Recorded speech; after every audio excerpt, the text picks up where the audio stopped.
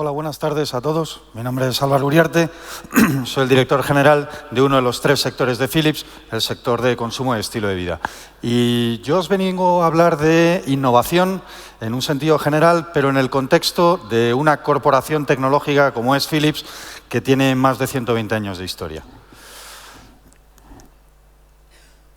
¿Qué mejor manera de empezar una presentación que con una definición, que es la manera más clásica? Esa es mi definición de innovación. Toda novedad que fuerza la adopción de un cambio. Y estas quizás sean 3 nociones muy importantes cuando hablamos de innovación. La noción de novedad, la noción de adopción y la noción de cambio. He elegido también esta definición del economista de Schumpeter porque me gusta el hecho de que hable de innovación no necesariamente de un invento, sino de otras muchas cosas que suceden para que ese invento se pueda producir. Y es el proceso de producción, una novedad técnica, una novedad organizacional. En ese sentido, la primera innovación de Philips no fue un producto, sino que fue una mejor manera de fabricar bombillas, una manera para que las bombillas durasen más. Philips no inventó la bombilla la inventó Edison, que luego creó General Electric. Philips simplemente la popularizó, la hizo más accesible a la gente, la hizo más duradera. Y quizás ese fue el principio de una larga lista de innovaciones. Y quizás esta diapositiva no está puesta aquí porque quiera demostrar cómo de innovador es una compañía como Philips, sino para demostraros o para contaros un poco cómo las compañías innovan y cómo innovan tradicionalmente de una manera muy endógena. Philips era capaz de fabricar bombillas, se centró en una bombilla muy concreta y quizás el dominio de la tecnología, de los gases dentro de un cristal, fue lo que le llevó también a innovar en los sistemas médicos, a crear un tubo para aparatos de rayos X. A partir de ahí, el dominio de esas tecnologías ha ido llevando a otra innovación, a otra innovación, a otra innovación. De hecho, para fabricar lámparas de sodio había que utilizar una tecnología de pulido del cristal y esa rotación fue la que luego utilizamos para crear la cuchilla rotatoria que va en nuestras afeitadoras y a su vez fue un poco el germen de la cassette. Alguien hablaba antes de girar la cassette, pues de ahí es de donde venía, ¿no? Y es curioso ver cómo las compañías empiezan a innovar dando saltos, pero siempre empezando desde una tecnología que dominan y de la que probablemente sean propietarias. Hay varias maneras desde la que analizar la innovación, desde el modo en el que acontece, ¿no? Cómo sucede esta innovación. Ahí podemos hablar de serendipia, cuántos descubrimientos se han hecho por casualidad, ¿no? Simplemente pasaba por ahí. La penicilina fue un descubrimiento que sucedió por casualidad. América se descubrió por casualidad, no iban a buscar aquello, iban a otro sitio y se encontraron con aquello. Quizás la manera más clásica de innovar dentro de un entorno empresarial es el I+D, ¿no? Y es lo que todos conocemos. Pero también podemos pensar que la innovación surge a veces por la necesidad, buscando el beneficio económico o simplemente buscando, pues eso, la mejora del bienestar de la gente. Entonces hay muchas razones por las que existe. Pero quizás, y en esto es en lo que me quiero centrar, distinguimos la innovación por el modo como la perseguimos. Tradicionalmente las compañías han innovado de forma cerrada. ¿Veis ese último gráfico de ahí, el tercero? ¿Veis? Ese es el embudo de innovación. Hay una serie de ideas que entran, son ideas que están dentro de la compañía, que atraviesan pues todo un proceso de desarrollo y que al final terminan en un mercado concreto. Esa es la manera en la que tradicionalmente las compañías han innovado. Sin embargo, hoy en día las empresas innovan cada vez más haciendo uso de lo que denominamos la inteligencia colectiva. Se da la circunstancia de que para poder atender ciertos retos a los que se enfrenta la sociedad, el conocimiento de una única compañía no es suficiente para dar respuesta a esos retos y estás obligado a colaborar, ¿no? Y eso es quizás la manera como empresas tecnológicas que quieran sobrevivir y que quieran seguir lanzando innovaciones significativas van a tener que enfrentarse a su proceso de innovación. Entonces, en ese sentido, cuando hablamos de innovación abierta, ya no hablamos de un embudo cerrado donde las ideas entran por un lado, salen productos por otro que van a un mercado concreto, sino que el origen de la innovación puede estar dentro de la empresa, puede estar fuera de la empresa. Al final del proceso de innovación puedes aparecer con un producto, con un servicio, con una solución que va a tu mercado, pero que también puede ir a otro mercado distinto, incluso al mercado de otra compañía. Entonces, es un embudo de innovación abierto, donde continuamente estás recibiendo inputs de otras compañías, pero a la vez estás exportando outputs a otras empresas, a otros entornos y otras ideas con las que realmente la compañía en cuestión pues no puede o no quiere o no tiene los recursos para darle seguimiento. Y quizás este sea el modo en el que las compañías tecnológicas se van a enfrentar al proceso de innovación en el futuro. ¿Cómo creamos innovaciones que realmente importan? Y estos son un poco los principios que seguimos nosotros como compañías para innovar, pero tampoco creo que sean muy distintos de los principios que siguen otras compañías análogas a la nuestra, como puede ser Siemens, como puede ser General Electric, Samsung, en fin, todas estas compañías tecnológicas. Quizás nuestro punto de diferenciación sea eso, la innovación y las personas. Las tecnologías que nosotros desarrollamos han de ser utilizadas por personas y están pensadas precisamente para eso, con las personas en mente. Entonces, hay 5 elementos que seguimos en nuestra estrategia de innovación de manera muy, muy diligente. En primer lugar, ponemos a las personas en el centro de todo lo que hacemos. Empezamos con eso, con las personas. Nos centramos en retos globales, tratamos de atender retos a los que se enfrenta la humanidad y retos al que creamos que deban tener una respuesta desde el punto de vista tecnológico. Nos apalancamos en aquellas capacidades que tenemos, aquellos activos que poseemos y las posiciones que ocupamos en los mercados en los que estamos. Colaboramos de manera muy activa con otros. No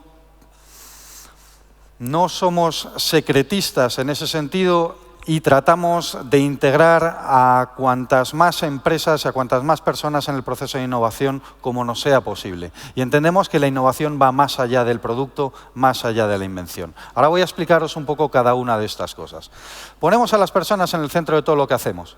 Voy a utilizar un ejemplo de uno de estos nuestros negocios, es el negocio de cuidado de la salud. Hacemos aparatos para monitorización de pacientes, por ejemplo, que son utilizados en un entorno hospitalario, utilizados por personal médico y por pacientes, por supuesto.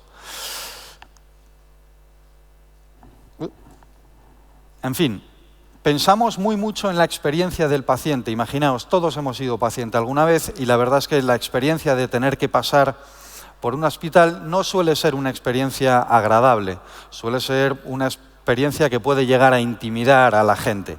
En ese sentido, tratamos de diseñar nuestros productos y el flujo en el que tienen que ser utilizados pensando mucho en que el paciente tenga una experiencia digna y que se sienta pues, que está siendo tratado con respeto y que realmente no sea una experiencia denigrante para él. De la misma forma que el profesional médico que le esté atendiendo, tratamos de diseñar el interfaz con los aparatos de tal forma que lo que él se pueda enfocar es en el paciente, en reasegurar al paciente, en hacerle la experiencia lo más sencilla, lo más agradable posible.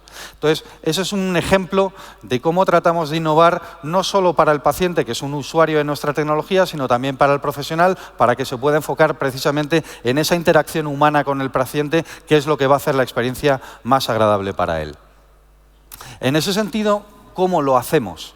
Pues bueno, mirando un poco cuál es el ciclo, hacemos un tour introductorio a todos los espacios del hospital, tratamos de entender exactamente cuál es el flujo de trabajo, a qué personas involucra. Somos una sombra de los pacientes, les seguimos, observamos, también lo hacemos con los médicos, tomamos notas en papel, hacemos fotos y vídeo y capturamos elementos del espacio en el que están. Hacemos entrevistas, encuentros. Entrevistamos a todas las personas involucradas, tanto médicos como el personal que pueda trabajar en un hospital, como pacientes, y realizamos sesiones multifuncionales con todo el personal utilizando todo este tipo de cosas que hemos producido. Esto es la manera como diseñamos productos para ser utilizados en un entorno médico. En ese sentido, capturando este flujo de trabajo, lo capturamos en un flujograma de experiencias, no de tecnologías, no de características, no de lo que denominamos features, sino que es un flujograma de experiencias, tanto desde el punto de vista del personal médico como desde el punto de vista del paciente, y de esta manera es como identificamos los principales retos que queremos resolver como compañía y a los que queremos dar una solución mediante nuestra innovación. Y de esta manera identificamos oportunidades de diseño y oportunidades que son latentes. Aquí alguien decía que, me parece que era Enrique, que al consumidor no hay que escucharlo, pero no tanto. Y es verdad, si tú a un americano de 1800 y pico le hubieses preguntado ¿qué querría como medio de transporte? Te hubiese dicho que querría un caballo más rápido. No te hubiese dicho que quería un coche o que quería un ferrocarril porque no lo sabe.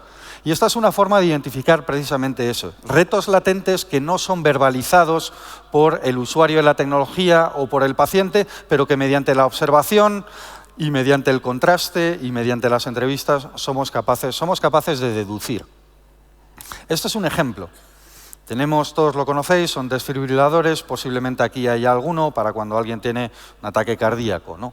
Pues bueno, hemos seguido a personal sanitario, a más de 300 personas, hemos hecho viajes con ellos en la ambulancia, en el coche de bomberos, en todos los lugares, todo tipo de entrevistas, les hemos hecho pasar por docenas de test para realmente al final tratar de dar con la fórmula de un desfibrilador que sea lo más sencillo posible, lo más sencillo de usar, lo más efectivo. No solo que resuelva el problema del ataque cardíaco de una manera eficaz, sino que además sea intuitivo, fácil de utilizar, porque en una situación tan grave, de tanta emergencia, lo que no quieres es tener una tecnología que sea compleja de manejar.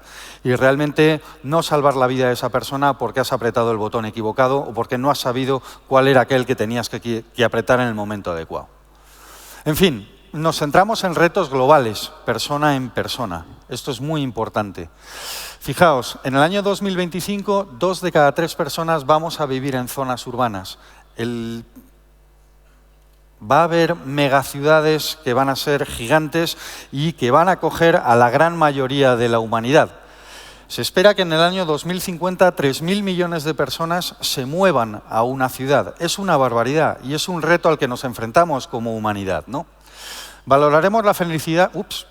¿podemos volver atrás? Valoraremos la felicidad y el bienestar por encima del crecimiento financiero y la prosperidad. Es interesante esto, ¿no? A día de hoy asumimos que la prosperidad económica es sinónimo de felicidad y no necesariamente van aparejadas. Estos son datos y esto es una realidad. En el año 2025 esperamos que nadie tenga una esperanza de vida inferior a los 50 años. Hace poquísimo tiempo, hace 100 años, llegar a 50 años era todo un logro.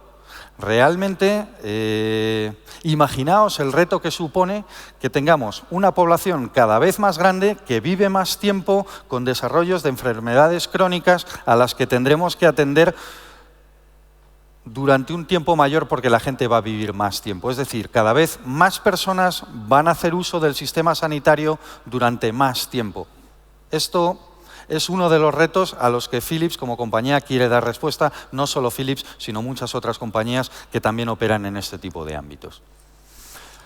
Estas son tendencias en las que nosotros nos apalancamos, que hemos identificado y en las que nos queremos, de las que nos queremos beneficiar para poder seguir aportando soluciones y desarrollando. Imaginaos, envejecimiento de la población con enfermedades crónicas, una mayor demanda de soluciones integrales para la sanidad. Va a llegar un momento en el que las compañías de seguros van a decir, mira, lo siento, no te puedo pagar una estancia tan larga en el hospital. Vas a tener que empezarte a cuidar antes, en tu casa, mucho más, pero sobre todo también te vas a tener que empezar a cuidar después.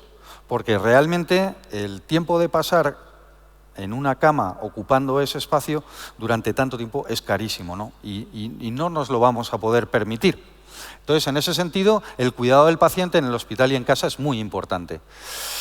Observamos también un aumento de la clase media. Quizás, si pensamos concretamente en España, pues a lo mejor no sea tan cierto, ¿no? Por el contexto un poco en el que estamos, de crisis económica, donde precisamente la clase media lo que hace es reducirse. Pero si pensamos en mercados en crecimiento, si pensamos en China, si pensamos en la India, si pensamos en Brasil, pues realmente la clase media está creciendo muchísimo y lleva aparejadas pues, una serie de demandas a las que, pues bueno, aparatos de servicios para la salud, de cuidado personal, de bienestar, a los que nosotros podemos dar respuesta. Hay una mayor concienciación de la salud y el bienestar. Ya no se trata tanto de sentirme guapo, sino de sentirme bien, de sentirme sano, ¿no? Cada vez es más importante.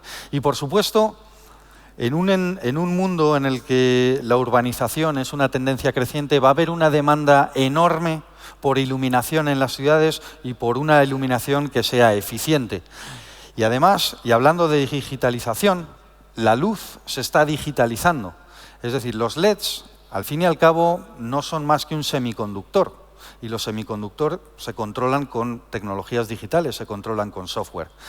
Entonces, si hablamos de digitalización, para una compañía que opera en el sector del alumbrado, pues la digitalización es sumamente importante desde el punto de vista del control de la luz, pero también desde el punto de vista de la emisión de la luz. Como fuente de luz es una luz digital, es curioso, pero es así.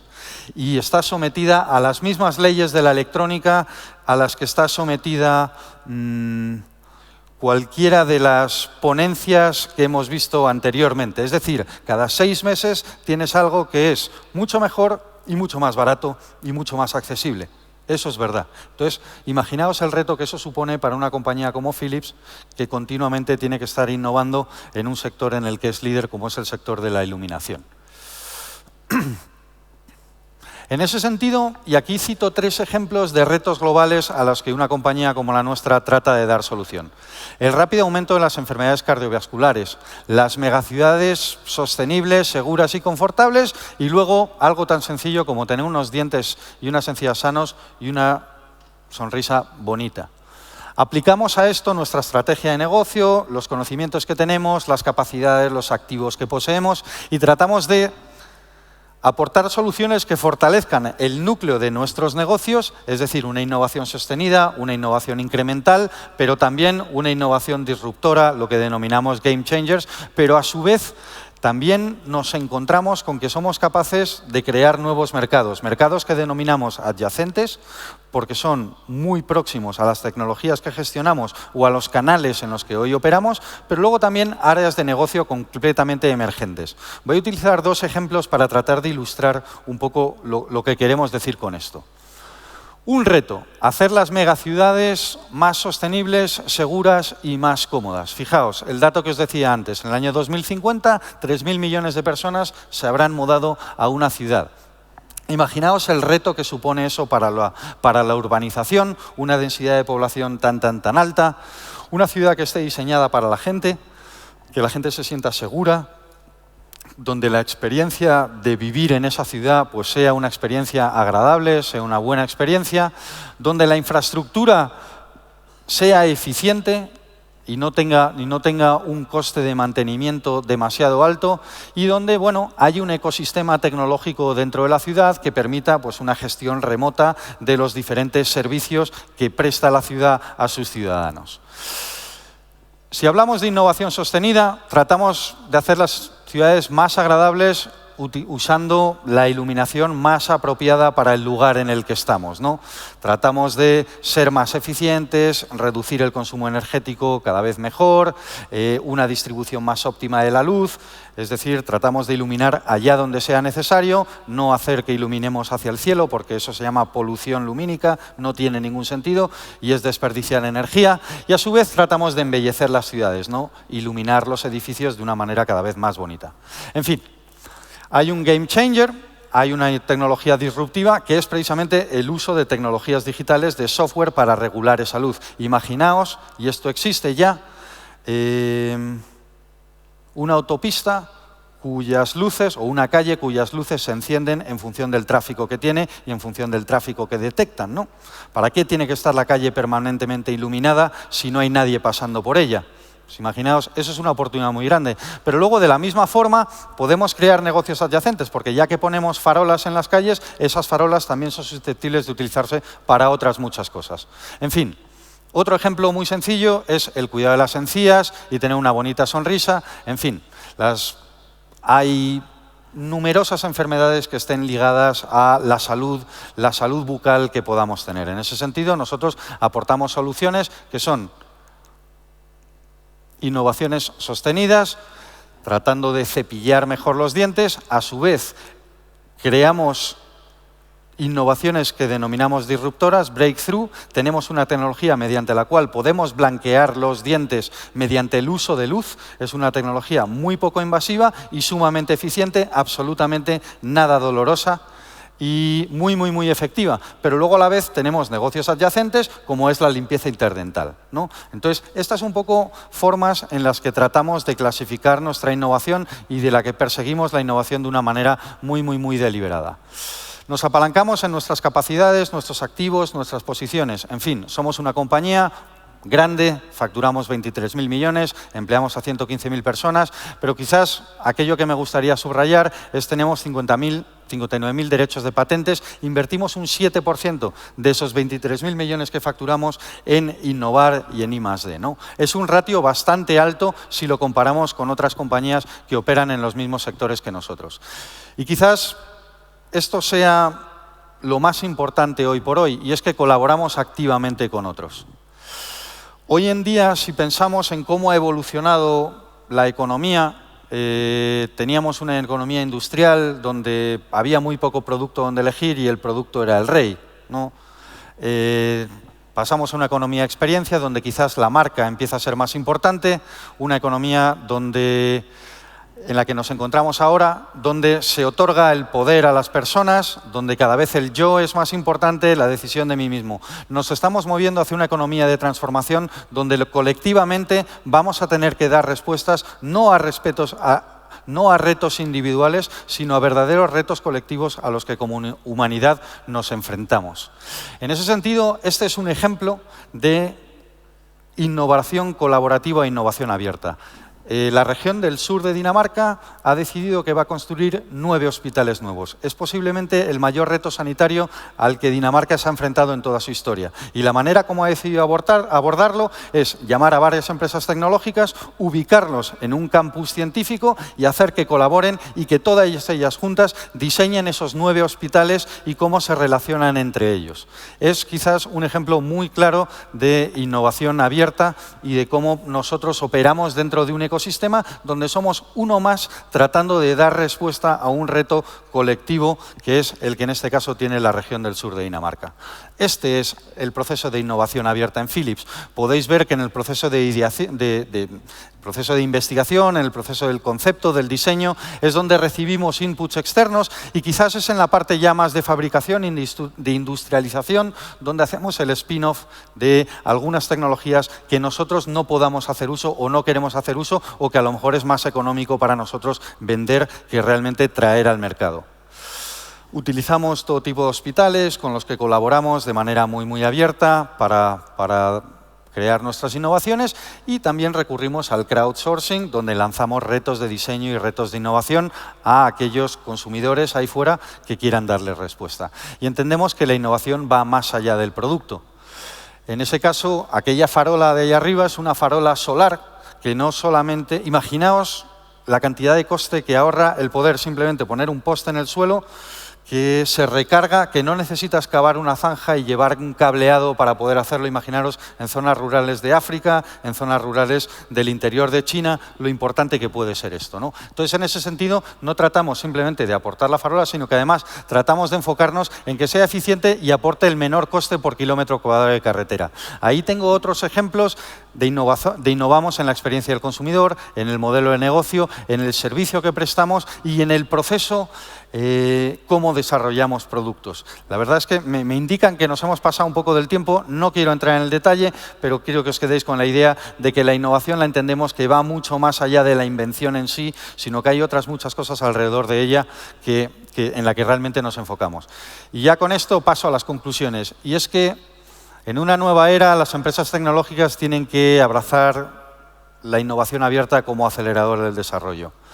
Por la complejidad y la diversidad de los mercados en los que nosotros operamos, la verdad es que la innovación abierta no es una elección, sino que se está convirtiendo en una necesidad de supervivencia. Si queremos dar respuesta a los retos que tiene la humanidad en el futuro, vamos a necesitar hacer uso de esa inteligencia colectiva para poder aportar soluciones que realmente sean significativas y den una respuesta a esos retos. Muchísimas gracias.